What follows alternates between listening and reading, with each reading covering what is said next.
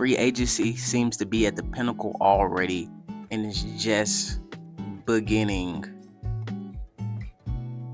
OMG. Welcome to the channel, ladies and gentlemen. It's Kobe Talks Hoop, and today I'm going over the Kawhi Leonard trade. All right, so the Clippers trade Kawhi Leonard to the Raptors. The full trade package is the Clippers receive Brandon Ingram, Grady Dick, 2 first-round picks, a pick swap, 2 second-round picks, and the Raptors get Kawhi Leonard. That's definitely a hefty load. Pause. I didn't even mean. I swear I didn't mean that. Anyway, Clippers get a big package. God, bro. Clippers get a big package for Kawhi Leonard. Definitely, that's a lot of picks. They get Brandon Ingram, Brandon Ingram really isn't that young anymore. I think he's nearing the age of 30. He's been in the league for quite some time. Grady Dick is still young, but I think we've already seen what he can do already. Good shooter, but I think he's just a role player at this point. I don't think he's going to become anything else other than that. But the picks are definitely good. And now the Clippers have Brandon Ingram and they have Darius Garland, which, that's a pretty mid duo if you ask me. But these guys are still two stars, relatively good stars. So I don't really think the Clippers are going to do much this year unless we see Tyronn Lue coach this team to start him. He is a hell of a coach, but we shall see what's going on with the Clippers. I think they might have a chance to make the play-in, but other than that, I don't think this team goes very far at all. Now let's talk about the team in question. Kawhi's former team that he won a championship with the last time he was there. All right, so now their new starting five is Emmanuel Quickley, RJ Barrett, Kawhi Leonard, Scotty Barnes, and Jacob. I don't really know how to say his last name, but you guys know him. And then they got CMB coming off the bench. That is a hell of a starting five. And honestly, I think these guys are going to be championship contenders now, especially if Kawhi Leonard can stay healthy. But I believe he can because he just came off his healthiest season to date. So I don't really see, and he was pretty healthy when he was playing for the Raptors.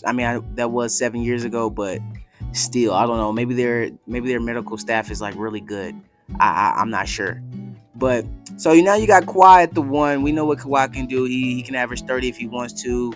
He can play D. We know what Kawhi can do. But now you got Scotty Barnes at the 2, and Scotty Barnes was a damn good number 1 option. First of all, you guys should have seen what he did. Well, I know everybody's seen what he did against the Cavs. He was playing great. You know what I'm saying? He almost won that series for him. But Scotty Barnes is a great defender, great scorer, great passer. He's probably going to be like the point guard of this team in a sense.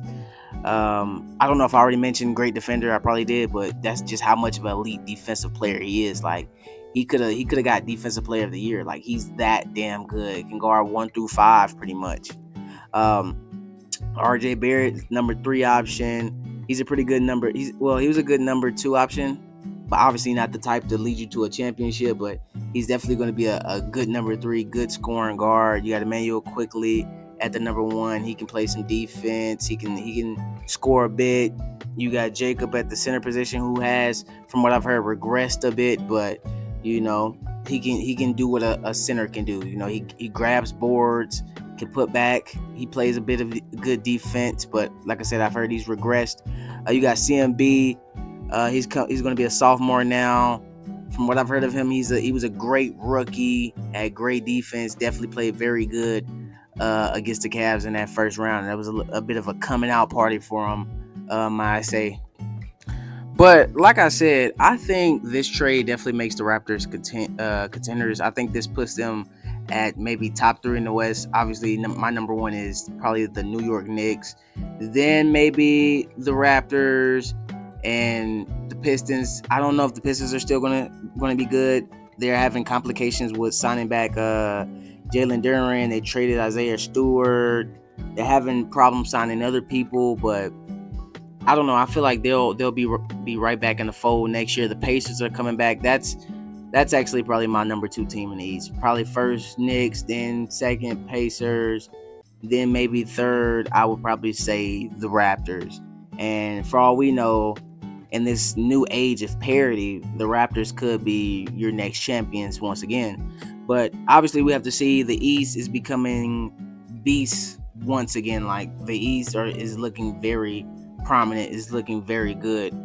Um, this team is going to be quite good. Like I said, this team is going to be quite good. They're definitely going to be contenders in my book. But yeah, the X factor is that Kawhi has to be healthy. We'll see if this team makes any more moves, but yeah, this is actually insane. What shocks me though is that this was actually one of Kawhi's preferred destinations, and the reason why that shocks me is because obviously his first stint there, he told him he was going to do 1 year and he was going back home, back to LA. So this kind of shocks me in a sense, but yeah, I love that for him though. The fact that because I love that for him because Raptors fans proven to love Kawhi for all that he did for the city of Toronto, and now it's seeming like that Kawhi loves these guys back because he's familiar with the organization. He loves the fans.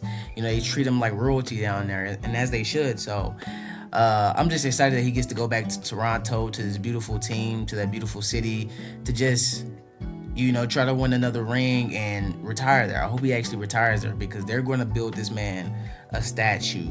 They're definitely going to build this man a statue. So, but yeah, man, I love basketball. I'm so excited for this trade. Like, every single trade is happening day by day, and it's the big stars too that's getting traded. So, this is definitely one of the best off seasons of all time, and I just cannot wait for the 2027 season to start, man. I am in love with the NBA. I love basketball. But that's pretty much all I have today. It's a short reaction. It's my immediate reaction. Appreciate you guys for stopping in to watch the video. I'm a new YouTuber, I guess you can say. So hopefully you tune in and keep watching the videos. I'm trying to be as consistent as I can, with life going on and all that stuff. So hopefully if you stick around long enough, you'll see my improvement and see my dedication.